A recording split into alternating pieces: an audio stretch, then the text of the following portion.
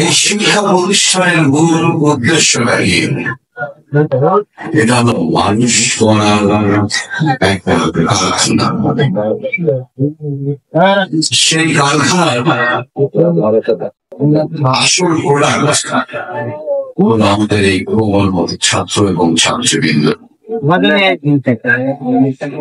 এখন এই প্রোডাক্ট অর্থাৎ ছাত্র ছাত্রীদের যে প্রয়োজনটা, সেই প্রয়োজনটা কি সেটা নিয়ে কিন্তু আমরা কেউ আজকে কথা বলিনি। আমরা কথা বলেছি বাউন্ডারি ওয়াল লাগবে, গেট লাগবে, এখানে মসজিদ লাগবে, ইত্যাদি ইত্যাদি অনেক।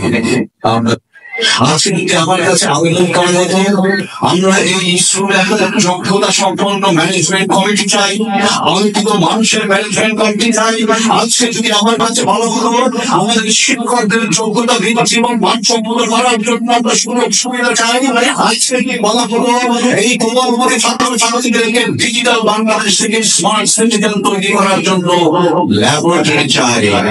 আমাদের দরকার এখানে শিক্ষাঙ্গনের পরিবেশের জন্য আরো সুন্দর সুন্দর কম্পিউটার থেকে শুরু করে সৃজনশীল শিক্ষা ব্যবস্থার জন্য সুন্দর কারিকুলাম ডেভেলপমেন্ট করা, শিক্ষা ব্যবস্থাটাকে উন্নত করার জন্য আমার অর্থ আমি চাই, প্রচেষ্টা চাই।